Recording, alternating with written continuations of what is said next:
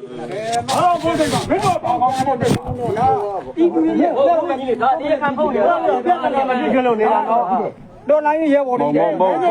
ယ်လိုလုပ်ချင်လဲမဟုတ်ဦးလေးလိုက်အောင်မင်းနဲ့ပြီးတက်နာပြီးဦးတို့ပြန်ပေးမှာအခုမကြံကုန်ပြန်ပေးမှာမဆန်ဘူးကွာမင်းကမင်းကဒါတော့ကွာမင်းတို့တော့မဟုတ်ဘူးအဲ့ဒါမဟုတ်အကိုလာမဆက်ရှင်လိုက်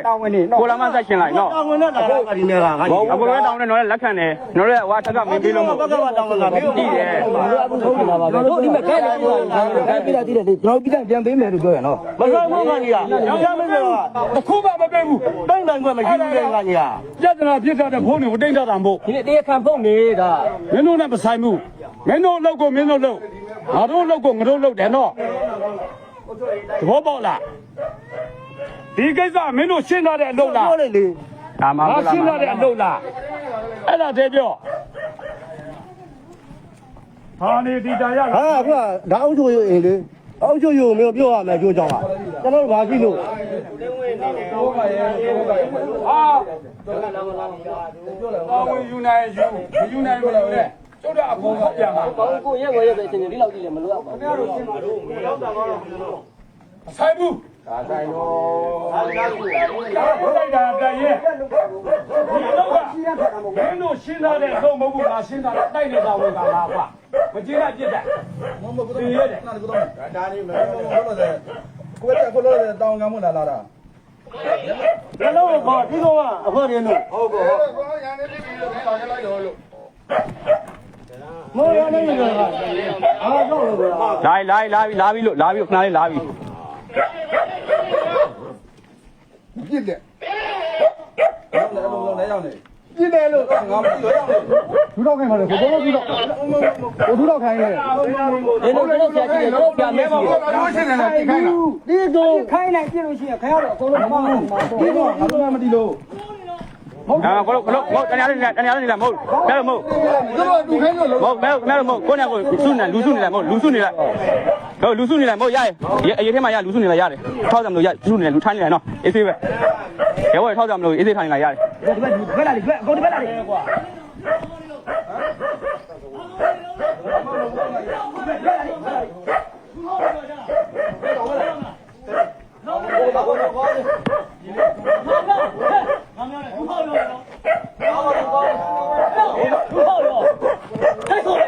ဟုတ်တော့တိုက်ကြမယ်ရဒီပါကောင်ဟာဒီလားဟာဆိုကြလောက်တာလေဟာဒီဟာမင်းတို့ကောင်နေအင်းစစ်ဖြစ်ရှင်းတာကောက်လိုက်မယ်နော်ဟာကြီးလေဟုတ်ပါဘူးဟဲ့မြေတော့ဒီနဲ့ကန်နေပဲပြောတာကောက်မယ်ဟဲ့ပါကောင်ကျောင်းကြောက်အော်ကြမလို့လေဘာလို့အော်လဲဘာလို့ရနေလားခင်ဗျဘယ်လိုအဲ့လိုမလုပ်အောင်မလုပ်ဟာရ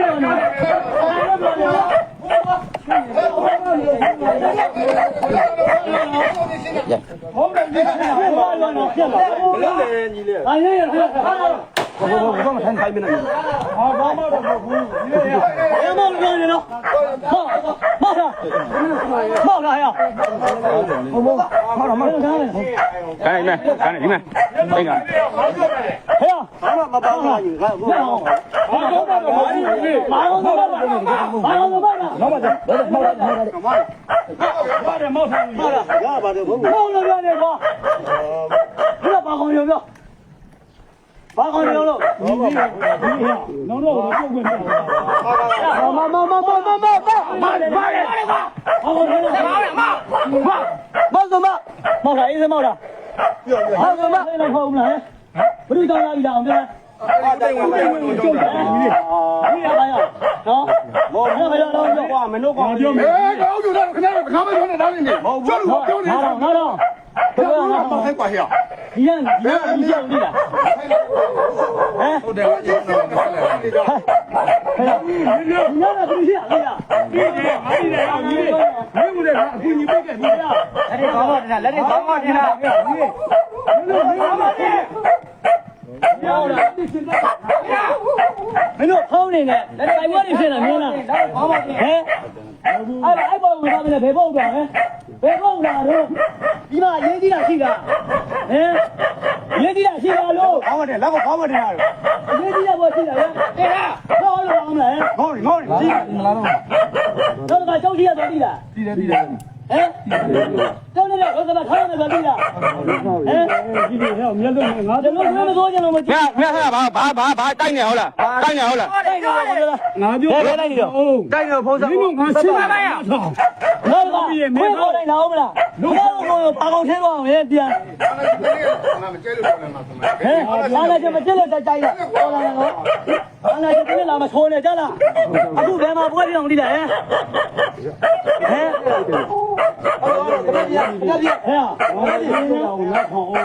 ဲ့ဒီပွဲပြင်မပြင်းတာလို့ ဘွဲဖြစ်တာမဖြစ်တာပြောဟောအဲ့ဒါဝင်ကငါကွာဟာ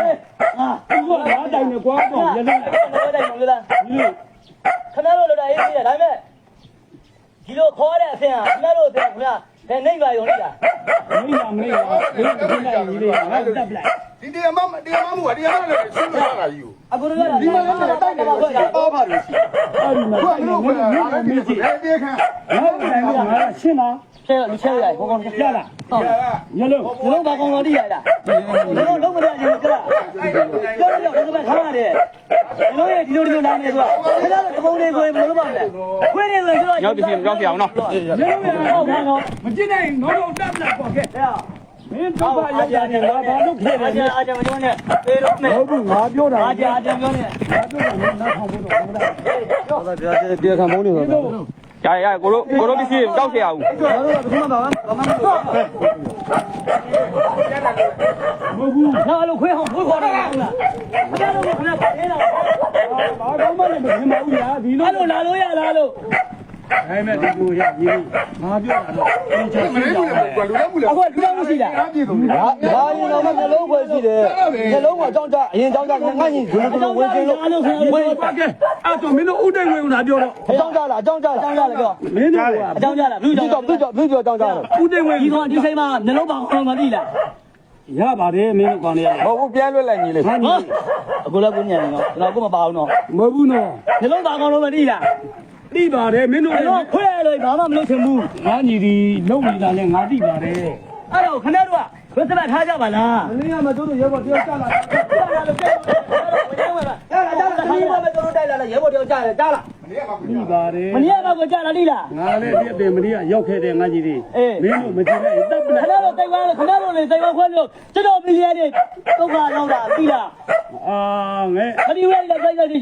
နင်းတော့ပဲခံဘလောက်ရှအောင်ခဏတည်းရတော့ ငါစိတ်ဝန်းကွက်တယ်ဆိုတာတော့စကားမပြောနဲ့ငါညီငါလုပ်တယ်ငါလုပ်တယ်ဘော အေးအဲ့တော့အခုဒီလေးကိုဘာလို့လာတော့ပြော အဲ့ဒါက လူတတ်ဘူးလားရောက်တာလူတတ်ဘူးလားမဒိဘူးလားမဒိဘူးဆိုရင်တော့လာမှာ ဥသိမ်းဝင်တာမေးကွာအဲ့ဒါဆိုမင်း နောက်တစ်ခါကြောကြောမလုပ်နဲ့ကြလား မင်းတို့ရွာရဲ့အကောင်းဆုံးတာမေး ကြလားဟုတ်ကကြလား တော့မရင်တော့တင်စစ်ခိုင်းရတယ် အေး တော့တော့မရင်တော့လေတင်စစ်ခိုင်းရတယ် နောက်တစ်ခါနှလုံးငါးညီဒုဒလုံးရှိအခုလက်ကိုလို့မရှိလာမှာ ဟုတ်ကဲ့ ဒီဘက်ကဘာလို့လာတော့နေကြကြည့်နာလာကကြည့်နာမဟုတ်သေဘောနေကြလားဒီဘက်မှာတော့ကြော အာကတ်ဆရာဒီလေး အေးနောက်တစ်ခါအချိန်လေးချိန်ကကြည့်မောင်းဘာလုံးလုံးတော့မေးနရင်ဝက်လွှမ်းမယ်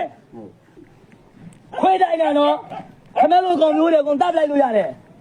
ခွေးတောင်တရဲတဲ့ကောင်တွေ ဘိုးဘူးကညီလေးငါပြောတာငါထောင်ဆောင်အေးစေးပြော ပြောရပြော ဒီလိုပြောရင်တော့ရပြတ်တယ်ဖြစ်တယ်နော် အေး မင်းတို့ဒီရွာမှာဥသိမ်းဝင်ကရှင်းမရဘူးရှင်းမဲ့တော့တိုက်နေတောင်ကဆိုတော့ငါရှင်းတယ်အဲ့ဒါကိုသူတို့ကိုတဘောတူလက်မှတ်ထိုးသွားတယ်နော် အေး ထိုးတော့အဖြတ်မခံတာတဲ့ကွာကဲ အေး မင်းတို့လည်းစဉ်းစားလေးရတာ စဉ်းစားမယ်ဒါတော့ဒီကလူကြီးတွေဘယ်နှယောက်ပါအောင်ပြော အာဥသိမ်းဝင်ပါတယ်ဥလူလာပါတယ်အဓိကကောင်2ယောက်ပဲပြောမှာ အဓိကကောင်2ယောက်စကုံးခွဲအဓိကမဟုတ်ဘူးလားစကုံးခွဲအဓိကမဟုတ်ဘူးလားဟောဒီ ဟုတ်တယ်ဒီလေးတိုက်နေပါရောက်တယ် တိုက်နေကောင်းတယ် ဘာလို့ဝင်လာပြီဘာလို့ဝင်လာပြီလေဒီတော့ ဟောတော့ဝင်လာပြီနော် ဒီပို့တယ်ခင်ဗျာဒီပို့လား ဘယ်မဟုတ်လား ပို့တယ်ပို့တယ် တယ်ဗျာ အခုပေါ်လာတော့ ဟောဒီမှာပြန်ချက်လာမသိဘူးလား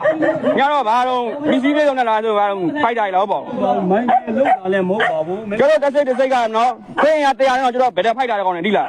ညောက်လောက်လေးနဲ့လာခဲ့တက်တောင်လာခဲ့ ငါညီဒီလောက်တာကိုနောင်တော်က အခုစဉ်းစားကြည့်တဲတဲ့ကြောင်လို့ဆိုတာထား ဒါပေမဲ့တာဝန်နဲ့ဝတရားကြောင့်ဒီလိုကြောင့်ဒီလိုလာတော့ဟုတ်ပါလာတယ်ကွာမင်းတို့ဘွဲ့ကိုကြတော့ကဲ ငါတို့ကတကယ်ထားလို့ကိုမိတာအမှန် ဟိုပြောမင်းတို့ငါပြောသိတယ်ဗျာပိတ်တာဟိုနာကြည့်လုံးလားကြည့်လုံးလား မျက်လုံးမငါ့ကိုမမတ်မိတော့ပြည့်ရှင်းပြခွင့်ညီလေးခဲ့ ဒါထားထား အဲ့တော့ကြီးတိတ်နေပြီတော့ဟုတ်ပါဘူးပါပါတော့ အဲ့ဒါရှင်မနဲ့ကုန်တော်လာမှာပဲ အားချောင်းရပြီလား အားထောင်းရင် ဟောမူငါကြီး အားချောင်းရပြီဟဲ့ဒါပြောဘာဖြစ်လဲပြောဘာဖြစ်နေအောင်ပြောဒီလိုဓာတ်တွေတော့ခင်ဗျားတို့ဒီပုံစံနေမဟုတ်ဘူးနော်ဒီလိုရှင်းရှင်းလို့တော့ဒီပုံစံမဟုတ်ဘူးနော်ပြန်တော့တဲ့ညလုံးပါကောင်းနေဆိုတာနော်ရလား အာညီလေးရမင်းနောင်တော်ပြောတာနားထောင်မင်းတို့ကောင်းလေး လောင်တော်တော့မထဲနဲ့ ထောင်းရင်မပြောနဲ့ ခင်ဗျားတို့နေကြတဲ့ခိုင်းရတာတဲ့ကောင်တွေပြီလား ငါတို့က ခင်ဗျားတို့ဒါတွေကျုပ်ကစီးပွားမှာဆိုတော့ဘာမှမပြောခဲ့တာတောင်းမမတင်းနေခိုးတာခင်ဗျားတိလားဘိုးနေတက်တောင်းတာခင်ဗျားတိလား အဲ့ဒါတော့သိတယ် မိကတက်ထောင်းလာတိလား ငါကိုယ်တိုင်မလုပ်ဘူး ဘိုးကလည်းငလုံးအရင်ရှိတယ်ပြော လိုက်ရလိုက်ရှင်လေခင်ဗျားလည်းတိုက်နေရဆိုတိုက်နေရဆိုလိုက်ရှင်လေ နော် ဒင်းပေးလေဒီနေ့ ဟုတ်တယ်မလား ဘုကမင်းတို့ကဓမြနဲ့ထိုင်လို့လို့ပါတော့ အရက်နေတောက်လာပြီးဖြည့်ရှင်းလာပါ အော်ငါကြီး အရက်တောက်လာပြီးဖြည့်ရှင်းလာလားအရက်နေတောက်လာပြီးဖြည့်ရှင်းလာပါ အော်ငါကြီး အရက်တောက်လာပြီးဖြည့်ရှင်းလာတာဟုတ် မဟုတ်ဘူးရ ဒီလူတွေပဲကြည့်လိုက်လားအရက်တောက်လာပြီးဖြည့်ရှင်းလာတဲ့ ရက်တော့မှပြောဘာပြတာအခုကအ ရက်တောက်ပြီးဘာဖြည့်ရှင်းလာလဲ မဟုတ်ဘူးညီလေး ဒါမင်းတို့ကစော်ကားနေ အရက်တောက်ပြီးဘာဖြည့်ရှင်းလာ တော့မှုဘာဖြစ်နေလဲဆိုမင်းတို့ဘာလို့လဲကွဲမိတာလဲ ဟဲ့နေရနေဖွားမလို့ဖွားဖွားဟဲ့နေမတောက်နဲ့တော့ ဒီလိုတဲ့တိုင်းဘုမပါနဲ့ဘာမဟုတ်တာဟုတ်လားဘာမဟုတ်တာဟုတ်လားဘာမှမလုပ်ပါဘူးဘုနာမဆိုင်တဲ့လူဘာမဟုတ်လား မထိုင်လို့ဝုန်းခါတော့ ဟုတ်လားဒီတော့တိုက်ခွေ ခိုင်နေလိုက်တာ အဲ့ကန်လေး လက်လုံးတွေမကိုင်ဘူးအစ်စ်တွေပဲယူမှာလို့ လာငါငါ လက်လုံးတွေခါကြတယ် လာအဲ့မဲ့ဟုတ် ဟုတ်တာဟုတ်တာ ဟောငေါ့တာခွဲမှာတော့အနောက်မှာတော့ မကြည့်ရတော့ကြည့်လို့တော့ကတော့မဟုတ်ဘူး လာငါကြီး နှလုံးကပြောပြီးမှလုပ်တာ လာညလို့ဟိုလာ ပြောနှလုံးပါကောင်းလို့ဆိုတာခဏကြည့်ရနော်နောက်တော့တော့ထားပြီးလာမှာတိလား အဲ့လေငါအကြောင်းတည်တယ်ငါလည်းမေးကြောင်းတည်တယ် ညလုံး ပြောမင်းတို့အဲ့ရည် ဆက်လို့ရရင်မရရင်အစားတောင်းငန်းဆက်လို့ရမယ်ခေါင်းကငါတို့ပြလိုက်ဦးရတယ်ငါပြီဆက်လို့ချင်းလို့ရအဲ့ဒါဟို ခါနေလိုက်တာထွက်နေလိုက်ထွက် ခုကပဲ ဘယ်လိုလုံးလို့ရလားဘယ်လိုခံရရကျိုးကတဲတွေလားခါလို့ခံကြမလို့ဘယ်ဖေးကောလို့ကောင်းတာမသိဘူး အေးစီဆွေဖြည့်ရှင်းတာပါညလုံးရ အဲတေးဖေးချင်းမလို့ခဏတော့လူလိုနားလေလို့ကိုတပတ်ဆိုရလိခေါနားထောင် ဒါမဲ့အဲ့ဒါဝင်းစင်းနဲ့တို့ပြောရဲ့ ဒီမှာမကူရှိလားညလုံး ချိုးရမှုကိုတော့တော့လာတာမင်းတို့မပြော နောင်တော်ဆိုတဲ့ကမတုံးနဲ့နောင်တော်တွေမတုံးနဲ့မကြိုက်ဘူးတို့အဲ့လိုမတုံးနဲ့မကြိုက်ဘူး ရတော့ရင်နော် အေးပါလာငါကြီးလာငါ ညလုံးဘယ်နဲ့ချိန်ရှိလုံးကြည့်နေတာခင်ဗျားတို့ထက်လူကြည့်လို့ကျွန်တော်ပြောထားတယ် ဒါပေမဲ့မင်းတို့တော့ပါငါကြည့်ရနောင်တော်တို့ကမားတယ်ဆိုရင် မမီလိုက်လို့ရ အဲ့ဒီကိစ္စဖြေရှင်းတော့အရက်တော့ပြီးဖြေရှင်းလို့ရတာအရက်တော့တဲ့လူကအမားပါတော်လည်းပါတော်တိတ်ချက်ကိုမေးကြည့်လို့ရဒီလူကိုမေးကြည့်လို့ရ ဘူးညီလေးအေးစီပြောနောင်တော်လည်းအဲ့တော့မူထားတာတော့မဟုတ်ဘူး အေး ဒါပေမဲ့ ရက်တော့တဲ့လူရှိဆိုရင် ငါတောင်းဝဲမင်းတို့တောင်းဝဲမင်းတို့ငါတို့မ ခဏတော့တောင်းကိုလက်ခံတယ် အဲ အခုထားတော့ဒါကျွန်တော်တို့ကဒီရွာမှာရေးထားတာလေ အေး နော်ခင်ဗျားတို့ကဖမ်းသွားပါပြီတဲ့ပြည်သူကဒီကောင်လာခေါင်းမှမသိဘူးတို့တော့ကျတော့သူတို့ကတို့ရှိလာတော့တို့တော့ဘယ်လိုဘာအောင်ပြရမှာလဲ အေးပါ ဒီအခွဲကဖမ်းသွားတော့တို့တော့ဘယ်လိုပြရမှာလဲ မင်းတို့ဖွဲ့ ဒီလိုလား ပတ်တယ် ငါကြီးဆိုပြန် ဆိုင် လာ တယ် တယ် ငါတိပါတယ် ဖားလိုက်ကိုကတော့ဖားလိုက်ငါတို့က မကြီးရ ဘယ်သူမှတော့တယ်ကွာနော်မှတ်တော့တယ်ငါကြီးဒါပေမဲ့ငါတို့ကမျက်မှန်ဆက်တယ်ကိုဖုန်းနာမယ်ငါတို့ကမရှိပဲဖြစ်နေတာအဲ့လို ယောက်ျားထိုင်းလို့ရတယ်သူတို့တော့မလာပြောကြသွားပြောလို့ပြောလို့ရဒီလိုရှင်းတယ် မင်းတို့မပြောတာကြောင့်ငါတို့ကဘာတတ်နေမှာလို့ငါကြီးရ အဲ့လိုလာချင်လို့ချင်တိုင်းလို့လာနိုင်တာ ဒီကဝင်မဲ့ဆိုရင်မျက်လုံးရှိရလေလာပြီးမျက်လုံးလည်းဝင်ပြောအောင်လေ အဲ့ဒါ ရတော့ပါတော့နောက်တိုင်းမကောတော့ဘာနေနေ ပြောနေပြော အေးပါဒါတော့မင်းတို့အမြင်ပါမင်းတို့လည်းကိုယ်လုပ်ကိုလုပ်တာငါလည်းငါလုပ်ငါလုပ်တာဒါပေမဲ့ဒါလူတိုင်းကသူကတော့တောင်းဝန်ကိုဒီနေ့လုပ်နေကြတာပါ ဒါလေးကိုတိတ်ခလိုက်မယ်15ရက်နေလာပြီလေတမှုတမမကြတရားဘူးနော်လက်လောက်ခံရတော့ယူသွားအစ်စ်ပဲယူမှာသူကအစ်စ်ပဲတုံးတာ ငါကြီးပြောမယ် တို့လိုက်ဆွေးကမနေနဲ့ယူသွားတယ်အဲ့တင်းငယ်ရတင်းငယ်စိုက်တဲ့ကောင်တက်ခဲလို့ပ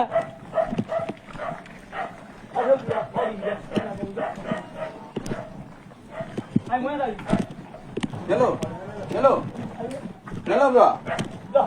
လာကြီးပဲလာကြီးပဲကျွန်တော်ကြီးပဲဒီကျင်းလိုက်မနော်တရားဒါပဲရ ကိုညီလေး ကျွန်တော်ဆွေးကမနေနဲ့ နော် ဟိုမဟုတ်စင်းနေစင်းနေစင်းနေစင်းနေဒီမှာကြည့်မတော့ပါတော့ပါတော့ကြည့်ပြီးပြီးပြီး ဒီလိုရအောင်မင်းတို့ကောင်းလေးရလေ အင်းတော်တော်လို့ ကြည့်စင်းသားယူကမှယူရလားစင်းသား တချို့အရာတွေကမင်းတို့ဒီကပိုင်တိကုန်းဒီပုံကညီကိုလေးပါမင်းတို့လည်းမင်းတို့လည်းဟုတ်တယ် ဒီကိုလိုနေတာကိုတို့ ဒါပေမဲ့နောင်တော်မရင် အဖွဲကိုစားငါတော့မှလဲဥတိမ်ဝင်ကိုတော့ချိတယ်ငါကြီးသူတို့ကမင်းတို့ဖုန်းတယ်အခုတော့ပဲဖုန်းလိုင်းကလည်းပြနေရလေချိန်ရုံတွဲမှာကိုတည်တယ် အခုကဘာကိစ္စနဲ့မှပြောတော့မလို့ကျုပ်ရောလာပြီးတော့ဝင်တိုင်းဝင်ဖက်တိုင်းထွက်လို့လုပ်တာနော်ဖုန်းစမမထားလို့လုပ်တာ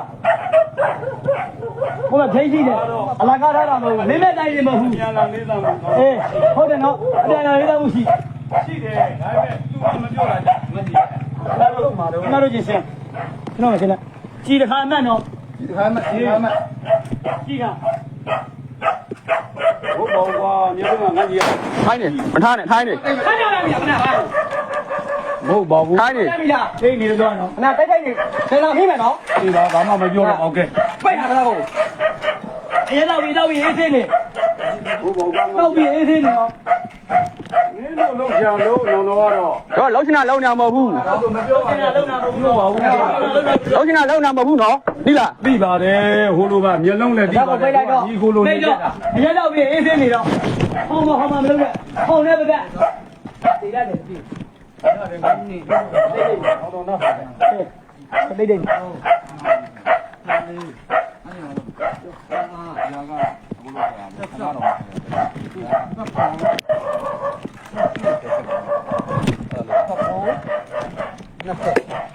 ဘာရ20မှာအမေတပည့်ရပါနဲ့ဘာတော့ပါ20ဟမ်15ရ35ဖြစ်တယ်ကွာအကုန်လုံးတော့ပါကြီးကြီး35တော့ဟုတ်ကဲ့ရတယ်မမကြီးဘောက်လာအဲ့လိုပြောတော့ဟုတ်တယ်ဖြစ်နေပြီကွာဘာသာဖတ်တယ်မလို့ဘူးဟဲ့ဘာမှလိုက်ခိုင်း ပြီးတော့ဒီလိုပါလို့ ပြီးတော့ ညူလာချာညူလာ ဟိုကပြောတော့မှမမြင်ကြ ညူလာချာ ဟုတ်တယ်အဲ့ဒါကြောက်ပါပြီအဲ့ဘက်ထွက်တော့မြင်ဘူးလားအောင်လားအဲ့တော့ဆိုလာဆိုင်ကလေး ထိုင်းနေမလား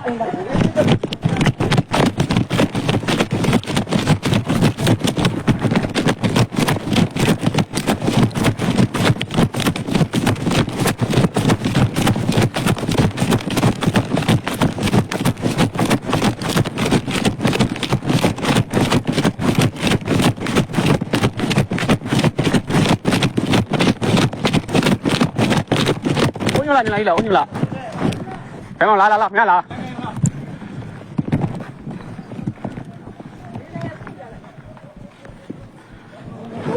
နားခေါ်တာကအိုးလေဥပုပ်ဆောင်တာမတည်ဘူးဒါမဲ့သူပကပကောင်းဆောင်ကတော့ဟုတ်တယ်ဘာမှမကြောက်နဲ့ဘာမှမပေါ့ဘူးဒါမဲ့သူတို့ထုံးပြထားတဲ့အလုပ်ကိုကွာဒါမဲ့ကဲကိုတုံးဝင်မင်းရှင်းလို့ဟုတ်တယ်လေသူခေါ်လာတယ် ပြောတော့မပြောနဲ့ဟိုကျမ်းမပြောတော့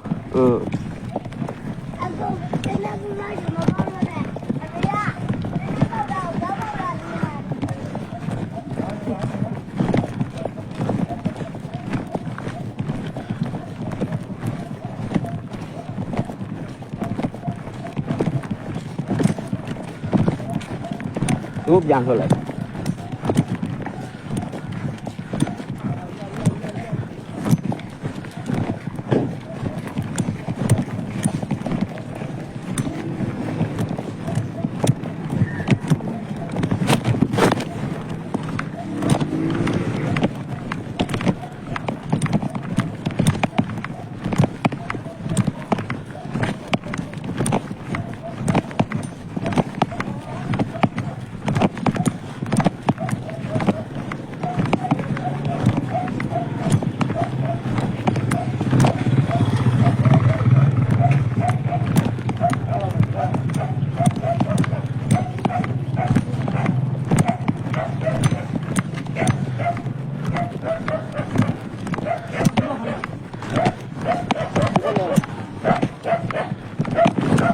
ထောက်တာတဲ့